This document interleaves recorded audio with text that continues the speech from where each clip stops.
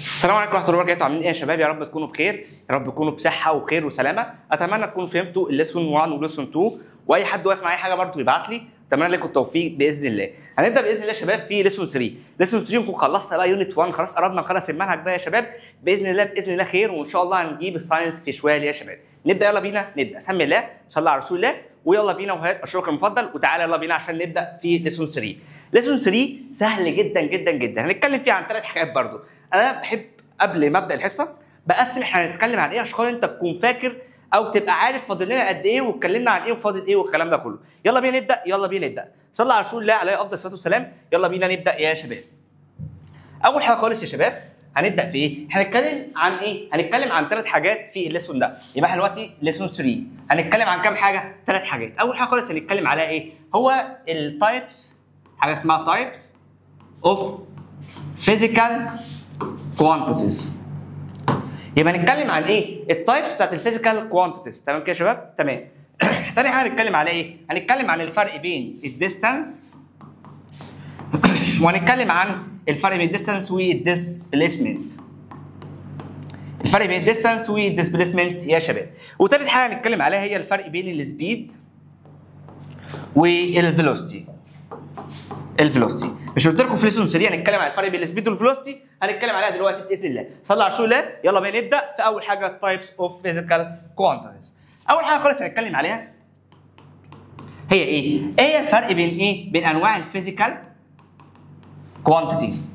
فيزيكال كوانتيتي يعني ايه فيزيكال كوانتيتي اصلا؟ فيزيكال كوانتيتي او فيزيكال كوانتيتيز معناها كميه فيزيائيه. المره اللي فاتت انا قلت لك يعني ايه اصلا كميه فيزيائيه؟ كميه فيزيائيه معناها ان انت دلوقتي حاجه بتعرف تقيسها. الوزن اللي بتعرف تقيسه، تروح تقيس وزنك في الصيدليه، ماشي. الطول بتعرف تقيسه، الديستانس بتعرف تقيسها، وهكذا. يبقى انت دلوقتي بتعرف تقيس حاجه اسمها فيزيكال كوانتيتي. طب ماشي، طب حاجه في منها نوعين. يبقى احنا الحاجه دلوقتي الفيزيكال كوانتيتي هتعرف تقيس. دلوقتي قلت لك قيس الموشن، هتعرف يعني ايه حركه، ازاي قيسك الحركه يعني. فهل دي فيزيكال كوانتيتي؟ لا، الموشن مش فيزيكال ايه؟ كوانتيتي يا شباب. طب ماشي، الفيزيكال كوانتيتي عباره عن نوعين. النوع الاول اسمه ايه؟ اسمه فيكتور فيزيكال كوانتيتي، وسكالر فيزيكال كوانتيتي يا شباب. تمام؟ هناخد الفرق بين الاثنين دول تافهين وسهلين جدا باذن الله. طب ايه الفرق بين الفيكتور والسكالر؟ اول حاجه خالص يعني ايه فيكتور؟ فيكتور وسكالر. الفيكتور دي حاجه بنقيسها، حاجه بنعمل لها ميجرمنت بنقيسها، وبيكون بتمتلك حاجتين، ماجنتيود ودايركشن. يبقى دي كده ايه؟ دي حاجه بتكون عندها ايه؟ عندها ماجنتيود. لو مش فاهم هفهمك دلوقتي ما تقلقش. ودايركشن، حاجه عندها ماجنتيود ودايركشن. يعني ايه ماجنتيود؟ اول حاجه يعني قيمه عدديه، حاجه عندها قيمه عدديه واتجاه. حاجه عندها قيمه عدديه واتجاه. افهم دلوقتي واديك امثله ما تقلقش. طب السكالر دي بتمتلك، بيكون عندها ايه؟ بيكون عندها ماجنتيود بس، ماشي. بيكون عندها ايه؟ بيكون عندها ماجنتيود يا شباب، بيكون عندها ماجنتيود. يبقى انت حاجه عندها ماجنتيود بس سكالر، حاجه عندها فيكتور، الحاجه عندها ماجنتيود ودايركشن تكون على طول ايه؟ فيكتور يا شباب. يا رب تكون وصلت فيها كده. اي مشكله؟ كده ما فيهاش اي مشكله. يبقى السكالر ماجنتيود، عندها ماجنتيود، لكن هنا عندها ايه؟ لكن الفيكتور عندها ماجنتيود ودايركشن. يعني ايه بقى الكلام ده؟ هديك امثله وانت قول لي، انا مش هتكلم، انت اللي هتقول. دلوقتي مثلا لو انا جيت مثلا قلت لك قيس ايه؟ قيس اللينس، طولك. دلوقتي انا قيس الطول بتاعك، يلا قول لي اللينس عباره عن ايه؟ عباره عن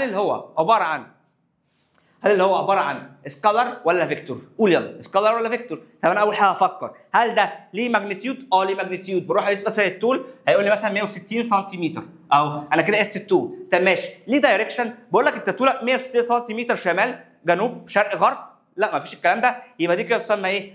سكالر. سهله والله ما فيهاش اي مشكله. طب ماشي، حاجه زي الفورس اللي هي القوه، ماشي. بقول لك مثلا قوتك مثلا 30 نيوتن. طب ماشي، دي حاجه ليها دايركشن. طب ليها دايركشن؟ انا بزق المكتب كده اهو، عمال دلوقتي ازق المكتب بالشكل ده. طب انا دلوقتي بزق المكتب صح؟ ماشي. دلوقتي بزقه ايه؟ بزقه في ناحيه ايه؟ في ناحيه النورث، ناحيه الشمال. فانت الفورس بيكون ليها اتجاه، انت بزق المكتب مثلا في الاتجاه ده ولا الاتجاه ده ولا فوق ولا تحت. تمام كده يا شباب؟ يبقى كده الفورس ليها ايه؟ اتجاه. طالما ليها اتجاه يبقى دي اسمها ايه؟ اسمها فيكتور يا شباب. حلو كده؟ كده فيها اي مشكله؟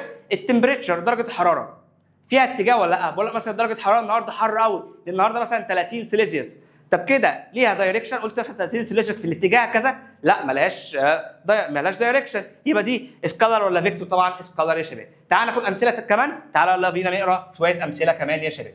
اول حاجه خالص قبل ما ناخد شويه امثله كمان، في عايز افرق لك بين ثلاث حاجات. اول حاجه عايز افرق لك بينهم الفرق بين الويت والماس، الوزن والكتله، الويت والماس.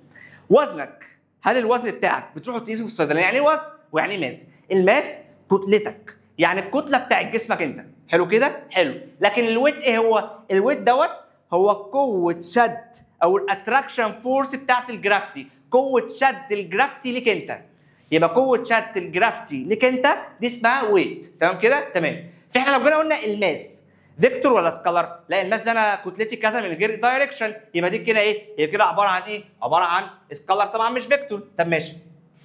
لكن الويت دي انت في الاتجاه ايه؟ في اتجاه الجرافتي، في اتجاه ايه؟ في اتجاه الساوث، في اتجاه تحت الجنوب، صح؟ صح. يبقى الويت هيكون ليها ايه؟ الويت هيكون ليها دايركشن، فتكون في الفيكتور يا شباب. ماشي؟ هي عندك الويت اخر حاجه اهي، لكن هنا عندك الماس هتلاقي ايه؟ هتلاقيها في السكالر. سهله؟ سهله. تاني حاجه ديسبيسمنت والديستنس. الديستنس بص هناخد دلوقتي الفرق زي ما قلت لك بين الديسبيسمنت والديستنس، مالكش دعوه بيهم، وهناخد فرق بين ايه وايه؟ الفيلوسيتي والسبيد. اعرف دلوقتي بس عايزك تعرفه ان السبيد دوت عباره عن سكالر، لكن الفيلوسيتي هي بيكون ليها اتجاه، تمام؟ والديسبيسمنت برضه بيكون لها اتجاه، لكن الديستنس مالهاش اتجاه يا شباب. تمام كده؟ كده فيها مشكله؟ اكتب هنا الديستنس. فيها كده اي مشكله؟ كده ما فيهاش اي مشكله. ديستنس اهي. طب ماشي. حاجه مثلا زي التايم برضه مالهاش دايركشن فتكون سكالر، التمبريتشر والانرجي برضه مالهمش دايركشن فيكونوا سكالر. الفورس زي ما قلنا ليها دايركشن فعشان كده اتحطت فين؟ في الفيكتور. الاكسلريشن، فاكر في تعريف الاكسلريشن؟ فاكره؟ تعال نرجع له تاني كده، تعال. انا حابب ارجع لتعريف الاكسلريشن تاني. اهو فاكرين يا شباب؟ تعال كده الاكسلريشن اهو، قلت لك الاكسلريشن ايه؟ سبيسيفيك دايركشن، يعني في اتجاه معين، يبقى كده ليها اتجاه. الاكسلريشن ليها اتجاه، خلي بالك. فطالما ليها اتجاه سكالر ولا فيكتور؟ لا طبعا فيكتور. لو انت بتلخبط بين السكالر والفيكتور، انا الفيكتور ده جاي من فيكتور يعني عامل اصلا، بس هي فيكتور بالفي مش بالاف، خلي بالك. فانت عارف اصلا ان الفيكتور عامل، فانت اعرف على طول ده فيكتور عامل، ليها عامل، يبقى على طول ايه؟ ماجنتيود ودايركشن. لكن سكالر دي حاجه واحده بس، ماجنتيود بس. تمام كده؟ اعرفها كده. لو انت ما عرفتش اللي انا قلته ده احفظها وخلاص. تمام كده؟ تمام. نرجع تاني. يبقى احنا اول حاجه خلصناها كده، اتمنى ما يكونش فيها اي مشكله، هي الفرق بين السكالر والفيكتور. كده فيها اي مشكله؟ يبقى تاني بكل بساطه سكالر وفيكتور. الفيكتور دي ليها ماجنتيود ودايركشن، لكن السكالر حاجه ليها ماجنتيود بس ما لهاش دايركشن. سهله؟ والله سهله كده ما فيهاش اي مشكله. يبقى كده احنا خلصنا اول حاجه احنا هنقولها. لو جه جاب لك اي جيف ريزون قال لك كذا لسكالر او كذا لفيكتور، جه مثلا قال لك اللينس، ليه اللينس مثلا عباره عن سكالر فيزيكال كوانتيتي؟ سكالر عشان خاطر هو ايه؟ عشان خاطر هو هاف ماجنتيود نو دايركشن، ما عندوش دايركشن لكن عنده ماجنتيود بس يا شباب. تمام كده؟ تمام. نخش على اللي بعده وهنتكلم عن الفرق بين الديستانس والديسبيسمنت، وهناخد شويه مسائل عليهم. تمام كده يا شباب؟ يلا بينا يلا بينا. ركزوا معايا، صلي على النبي يلا عليه افضل الصلاه والسلام.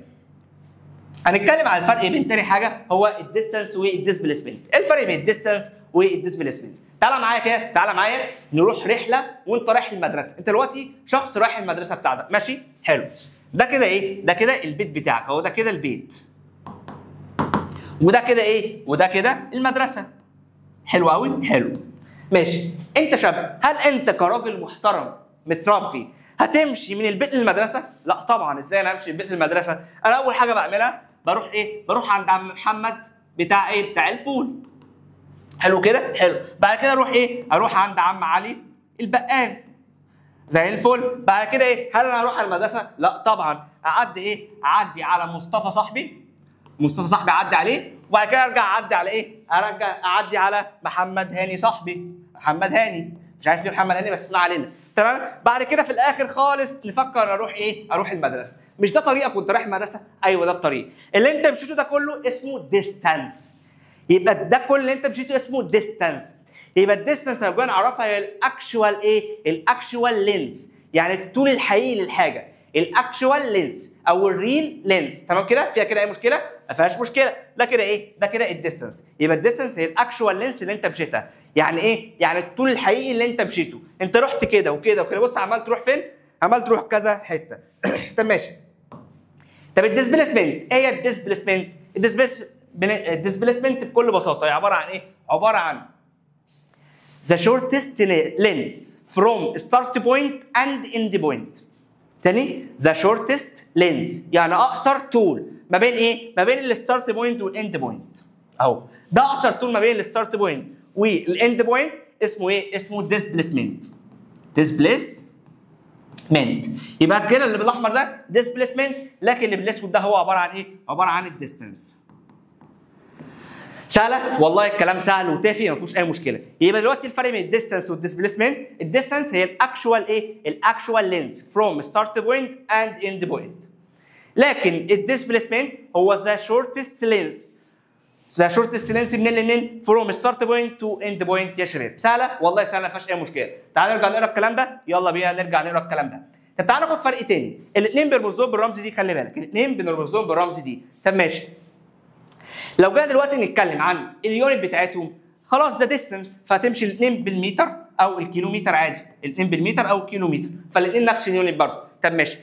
الديسبيسمنت والديستنس مين فيهم سكالر ومين فيهم فيكتور؟ لسه قايلين الكلام ده. عباره عن ايه؟ الديستنس دي عباره عن ايه؟ عباره عن سكالر. لكن الديسبيسمنت دي فيكتور. ليه ليها فيكتور؟ لان ليها اتجاه، الاتجاه كده اهو فروم ستارت بوينت تو اند بوينت. سهله؟ سهله ما فيهاش اي مشكله. تمام كده في اي مشكله؟ تعالى نرجع نقرا الكلام ده، يلا بينا نرجع نقرا الكلام ده. يبقى احنا دلوقتي خدنا الفرق ما بين ايه وايه؟ خدنا الفرق بين الديستانس والديسبيسمنت يا شباب. يلا يبقى انت عندك دلوقتي الديستانس زي ما احنا قلنا هي الاكشوال لينث فروم ستارت بوينت تو اند بوينت. لكن الديسبيسمنت شورتست ستريت لاين او شورتست لينث بتوين الستارت بوينت تو اند بوينت يا شباب. تمام؟ الديسبيسمنت ليها ماجنتيود ودايركشن فعشان كده هي فيكتور، لكن الديستانس ماجنتيود بس فعشان كده هي سكالر. طب ماشي، ده بالمتر والكيلومتر نفس الكلام، والاثنين بيرمزوهم بالرمز دي يا شباب. بس خلي بالك ده دي وفوقيها سهم عشان خاطر هي ايه؟ عشان خاطر هي فيكتور يا شباب. اتمنى تكون وصلت. تعالى ناخد شويه امثله ونحل سوا امثله ممتعه وسهله جدا جدا جدا. تعالى يلا بينا، يلا بينا. ركز معايا يلا، يلا ركز معايا. بص يا معلم، انت لو شاطر بقى حل معايا، تعالى معايا يلا هندي شويه امثله تافهه جدا. اول حاجه خالص، اول مثال هناخده بالشكل ده. جبت لك الشكل ده كده وقلت لك دي النقطه A ودي النقطه B. يلا احسب لي الديستانس بكام واحسب لي الديسبيسمنت بكام. الديسبيسمنت بكام اما يكون ده ب5 متر. احسب يلا. اول حاجه خالص يعني ايه ديستانس؟ الاكشوال لينث، اللينث اللي انا مشيتها. طب الاكشوال لينث ايه؟ انا مشيت من A ل B يبقى 5 متر بس كده. طب الديسبيسمنت بكام؟ هو ايه؟ هو ذا شورتست لينث او شورتست ايه؟ ستريت لاين بتوين الستارت بوينت اند اند بوينت. اهو اقصر خط مستقيم بين الستارت بوينت والاند بوينت هو ده، فبرضه 5 متر يا شباب. سهله كده؟ يبقى ده كده اول مثال. امتى يكون الديستانس ايكوال ايه؟ ايكوال الديسبيسمنت. هيجي يسالك سؤال زي كده، امتى الديستانس بتساوي الديسبيسمنت؟ اول ما يكون على طول ماشي في ايه؟ ماشي في ستريت لاين، اما يكون موف ان ستريت لاين يا شباب. سهله؟ سهله والله ما فيهاش اي مشكله. يبقى ده كده اول مثال. ثاني مثال يلا. واحد ماشي من نقطه A للنقطه B، حلو؟ بعد كده رجع، تعالى كده، ما علينا، بعد كده رجع للنقطه C. يبقى هو مشي ايه؟ مشي من A ل B بعد كده رجع ل C يا شباب. مشي من A لحد B بعد كده رجع ل C. يبقى هو مشي من A ل B بعد كده ل C يا شباب. يلا احسب لي الديستانس واحسب لي الديسبيسمنت. يلا بينا واحده واحده. يعني ايه ديستانس؟ الاكشوال لينث. لو جيت دلوقتي قلت لك مثلا ايه؟ ده 5 وده 7 مثلا ده 7 ماشي. يلا احسب لي الديستانس. الديستانس الاكشوال لينث. طب هو مشي ايه؟ مشي 5 ماشي، يبقى 5 بلس، ومشي 7 ومشي 7 ورجع تاني لحد C، انا مشي 7 تاني بلس 7، يبقى كده يكون عندك كام؟ 14 و5 19 متر. سهله؟ ده كده الديستانس. طب الديسبيسمنت، يلا الديسبيسمنت ايه؟ هو شورتست ستريت لاين بتوين الستارت بوينت والاند بوينت. طب ايه هو الشورتست ستريت لاين؟ الستارت بوينت اهي والاند بوينت اهي، اعمل بينهم خط يبقى ده كده الديسبيسمنت. يبقى كده الديسبيسمنت 5 بس يا شباب، 5 متر. الاتجاه فين؟ الاتجاه كده، يبقى انت 5 متر في الاتجاه، تعمل له الاتجاه، تكتب له الاتجاه بالشكل. اوعى تنسى الاتجاه، اوعى تنسى الدايركشن. سهله كده، سهله ما فيهاش اي مشكله. ده كده تاني حاجه. تالت حاجه، لو هو مشي من A ل B، حلو كده؟ ولا اقول لك تعالى ناخد مثال تاني غير ده. ماشي، لو هو مشي بالشكل ده كده، مشي من A ل B ل C. انا لو جيت دلوقتي قلت لك مشي من A ل B ل C، احسب لي يلا الديستانس واحسب لي الديسبيسمنت. يلا احسب لي الديستانس والديسبيسمنت. يعني ايه ديستانس؟ الديستانس هو الايه؟ هو الاكشوال ستريت لاين او الاكشوال لينس. اسف، الاكشوال لينس. ماشي، هو الطول الحقيقي اللي هو مشي. هنقول مثلا ان ده 5 وده مثلا 6. يلا يبقى الديستانس من A ل B 5 ومن B ل C 6، يبقى 5 بلس 6 هتطلع حضرتك 11 متر يا شباب. تمام؟ حل معايا، يا ريت تقف فيديو وتحل معايا يا شباب. ماشي، الديسبيسمنت هو عباره عن ايه؟ هو عباره عن شورتست ستريت لاين بتوين الستارت بوينت والاند بوينت. عشان ما اتلخبطش حط دايره يلا للستارت بوينت وحط دايره على الاند بوينت، يبقى ده كده الحته دي كده هي ايه؟ هي الديسبيسمنت، هي دي. طب ماشي، احسبها ازاي؟ يلا الجدع اللي يقول هيحسبها ازاي؟ فكر كده ويلا وقول تتوقع ممكن نحسبها ازاي؟ ده 5 وده 6، عايزين نحسب دوت. لو تفتكر خدت في الماس فيثاغورس، اكيد خدته. فهنعمل ايه؟ كنا بنجيب دوت، كنا بنعمل روت كده جذر ال5 سكوير بلس ال6 سكوير، هيطلع معاك الناتج يا شباب. يبقى انت عشان تجيب اللينس دوت تعمل ايه؟ ال5 سكوير بلس ال6 سكوير، بس خلي بالك الاثنين في روت يا شباب، هيطلع معاك الناتج. يا رب تكون وصل. ده كده الديسبيسمنت. سهله؟ سهله ما فيهاش اي مشكله. تعال ناخد مثال كمان، يلا بينا. المثال رقم 4، لو دلوقتي مستطيل اهو، قلت لك مثلا ان هو مشي ايه؟ من A ل B ل C ل D. يلا هو مشي ايه؟ مشي A B C D، يبقى هو مشي من A ل B ل C ل D. يلا احسب لي الديستانس واحسب لي برضو الديسبيسمنت، بس استنى تيجي الارقام دلوقتي، ووقف الفيديو وحل. ماشي، ديسبيسمنت. ماشي، لو انت عندك دلوقتي ده ايه؟ ده 5 وده 10، 5 و10 سنتيمتر. حل يلا. اول حاجه خالص عايز الديستانس. الديستانس ايه؟ الاكشوال لينس. ماشي، هو مشي من ايه؟ من A ل B. A ل B كام؟ 5. يلا بلس مشي منين؟ من B ل C. من B ل C ل 10. ماشي، بلس من C ل B. من C ل B قد ايه؟ من C هنا ل D يا شباب مش B. ماشي، بعد كده مشي من C ايه؟ من C ل D. طب من C ل D دي كام؟ ما ده مستطيل، فالمستطيل ايه؟ اللي بيكون قدام بعض بيكونوا زي بعض، يعني الطول زي بعضه والعرض زي بعضه. فانت عندك طالما هنا 5 هيكون برضه هنا 5 يا شباب. تمام؟ تمام. يبقى بلس ايه؟ بلس 5. هتطلع معاك بكام؟ تطلع معاك ب 20. طب زي الفل. الديسبيسمنت كل اللي بعمله بحدد الستارت بوينت فين والاند بوينت فين، واعمل ايه؟ واعمل ستريت لاين ما بينهم. ده كده اهو وده كده اهو، يبقى ده كده ستارت بوينت واند بوينت. ده كده الديسبيسمنت. يلا الديسبيسمنت كده بكام؟ طبعا هيكون ب 10 يا شباب. احنا قلنا ايه؟ الطول زي بعضه والعرض زي بعضه، فهيكون هنا 10 سنتيمتر يا شباب. اتمنى تكون وصلت، اتمنى تكون وصلت. سهله؟ سهله. ماشي. هسألك سؤال، تتخيل كده امتى الديسبيسمنت تكون بزيرو؟ امتى الديسبيسمنت تبقى بزيرو؟ تعرف؟ الشاطر اول اللي هيقولها. الديسبيسمنت امتى بزيرو؟ فكر كده قول لي. الديسبيسمنت تكون بزيرو لما يرجع لنفس نقطة البداية. تاني، بدأ من نقطة ورجع لنفس النقطة. ما هو بدأ من نقطة ورجع نفس النقطة، مفيش مفيش ستارت بوينت واند بوينت، خلاص هيكون نقطة واحدة، فمش هيكون في ستريت لاين أصلا. صح كده؟ وصلت. يبقى تعالى المثال الخامس اللي انا هديهولك دلوقتي، لو مثلا مشي من A ل B ورجع تاني ل A، يبقى هو بدأ من A ورجع ل A. فانت هتطلق ده مثلا ب5 اهو. يلا تحسب لي الديستانس. فالديستانس هتلاقيها بكام؟ الديستانس هتلاقيها ب 10. مشي 5 و5. طب الديسبيسمنت هتلاقيها بكام؟ بزيرو. لان انا جيت اعمل ستريت لاين بتوين الستارت بوينت والاند بوينت، لقيتهم الاثنين نقطه واحده، فطالما الاثنين نقطه واحده بزيرو. تمام كده يا شباب؟ تمام. لو مثلا نفس المثال مربع اهو، مشي من A ل B ل C ل D ورجع تاني ل A، هتحسب الديستانس الاطوال دي كلها. يعني مثلا لو هنا 5 وهنا 10، يبقى كده هتكون الديستانس بكام؟ هو مشي 5 و10 15، ومشي 5 هنا و10 هنا 15 برضه، يبقى كده 20. تمام كده يا شباب؟ تمام. يبقى كده اسف 20 ايه 30 يبقى كده 30. ده كده بالنسبه ايه للديستانس. الديسبيسمنت هتكون بكام؟ بزيرو، ان مفيش ستارت بوينت واند بوينت يا شباب. سهله، اتمنى تكون وصلت. كده في اي مشكله؟ الامثله اللي خدناها المره اللي فاتت او الامثله اللي خدناها ديت اللي في السبوره اللي فاتت او ديت قرب ما يكونش فيها اي مشكله. نخش على امثله ثانيه بقى. لو سيركل، لو دايره ازاي احسب فيها الديستانس وازاي احسب فيها الديسبيسمنت؟ تعالى كده نفكر معانا ويلا بينا. امثله بقى في الدايره. اول حاجه خالص دايره كده بكل بساطه، دي النقطه A B C D بالشكل ده كده. حلو كده يا شباب؟ يبقى نقطه A B C D.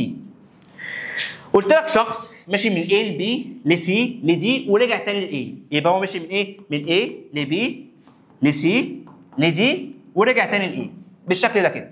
احسب لي الديستانس واحسب لي الديسبيسمنت.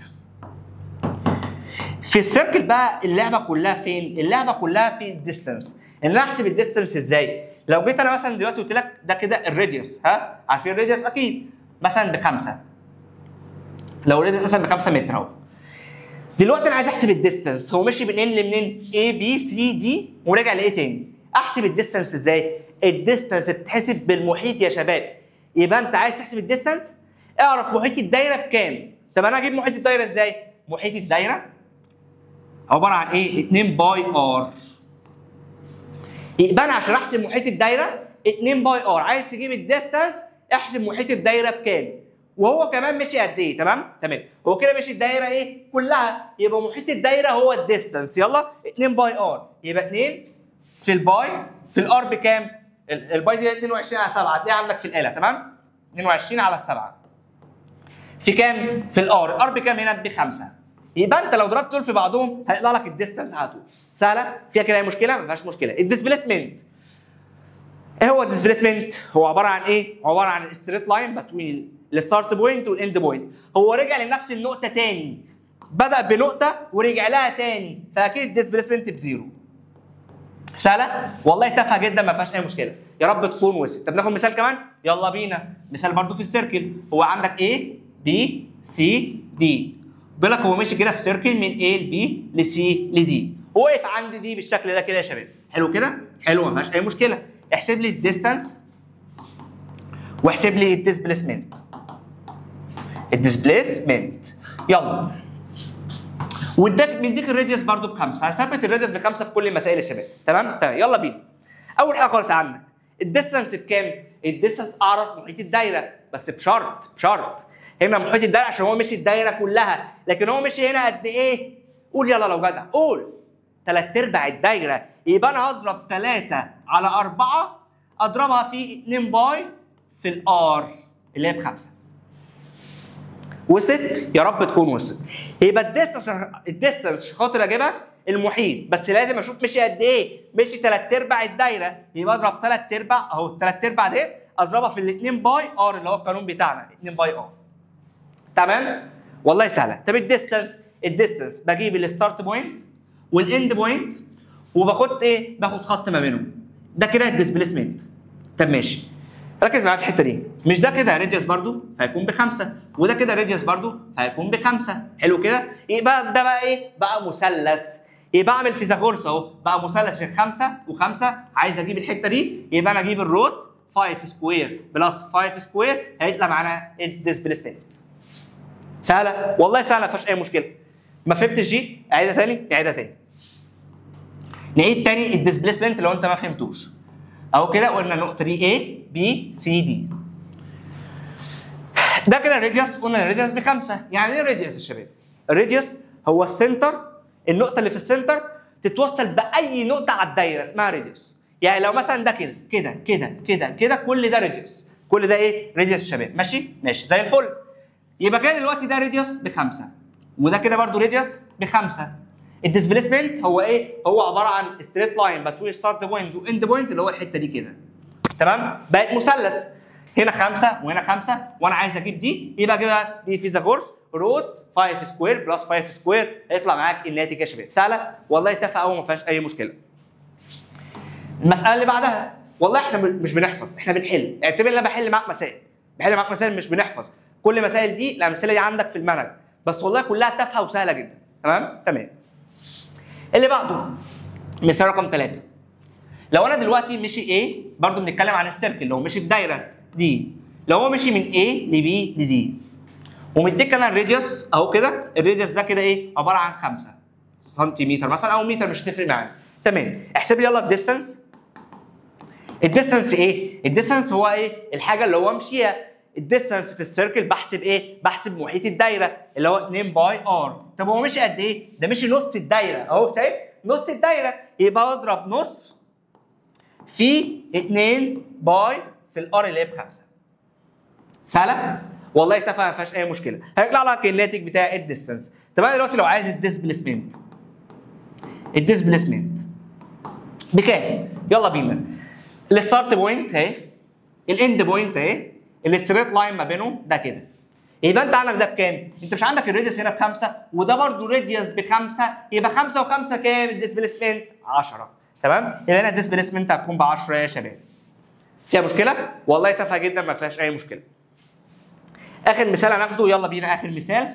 لو احنا مشينا ايه؟ ربع الدايره A B C D، وهو مشي ربع الدايره الحته دي كده بس. تمام؟ وده كده راديوس اهو. ماشي. الراديوس احنا مثبتينه ب5، ماشي. اول حاجه خالص اهو ده كده الراديوس ب5. احسب لي يلا الديستانس. ماشي. هو مشي قد ايه من الدايره؟ قول يلا، مشي قد ايه من الدايره؟ مشي ربع الدايره، يبقى بضرب ربع في ايه؟ بضرب الربع في ايه؟ في محيط الدايره اللي هو 2 باي ار. 2 باي ار. 2 باي الار اللي هي بكام؟ اللي هي ب5.